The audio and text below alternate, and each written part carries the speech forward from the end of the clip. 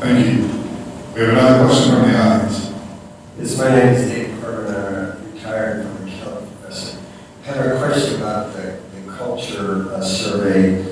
I applied you on the 93% response rate, but what I need to know a little bit more is, was this to random employees, only the nuclear employees? Was it across the organization? And if you're assessing the culture and you've had a lot of other contractors coming in, do all those safety things apply to all the people that you've been hiring for these special jobs? And also, I don't know whether it falls under security or the culture, but the paper reported an employee who tested positive for drugs. I didn't know if that was part of the security and how that's being addressed.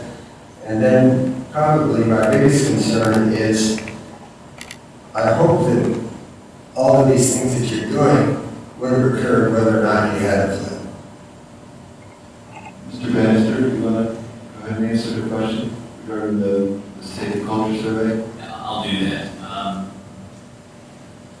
The population for the survey was plant staff, employees that are at the station, also contractors that are at the station for greater than 6 months. So that made up the population.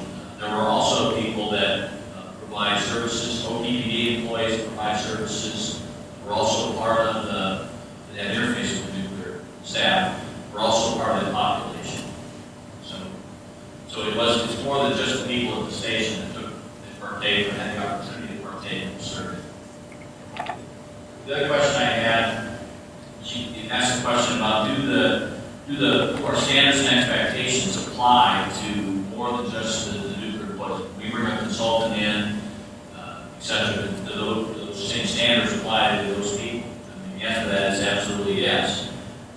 We bring those people in, we provide them training, we provide them oversight to ensure that those standards and expectations that we impart on our own employees and also impart upon the people that we bring in to help us with the work. So a question about how we do our fitness for duty program. Every nuclear power plant in the country, including ours, has an active fitness for duty program, which includes random testing, which also includes a behavioral observation program. Everyone's trained to that, and it involves testing, it involves observation, it involves training and education on what it takes to be fit for duty. So that's an ongoing process that we do each and every day. And then there was a question about, I wrote down allowance, and I didn't catch the rest of it. I want to make sure.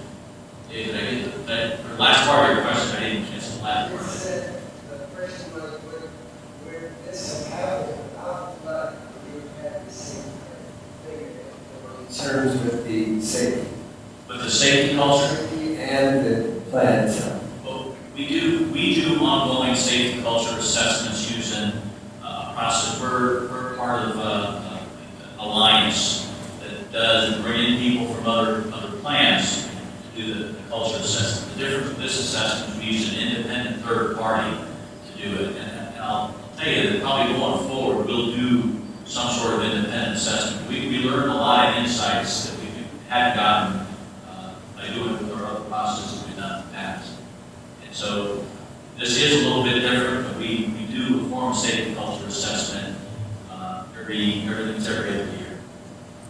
If I could add in response to your last question, you addressed it really to OPPD, whether or not they would be doing the same activities if not for the flood.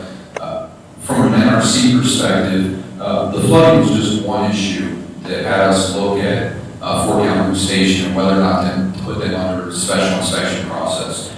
There was also the electrical fire, there were inadequate electrical train separations, there were concerns with high energy line breaks, environmental quality, and then also the recovery actions associated with the flood. To separate that out and say whether or not we've been under this special inspection process, that would be hindsight. I really couldn't go back and say whether we'd be in the same place or not. But it was not just the flood that got us here. There were other performance issues, and the electrical fire itself came out as a red finding, which would have clearly had our concern and had had us looking at what kind of activities Fort County Station would have needed to do and whether or not an independent safety culture would have needed to be performed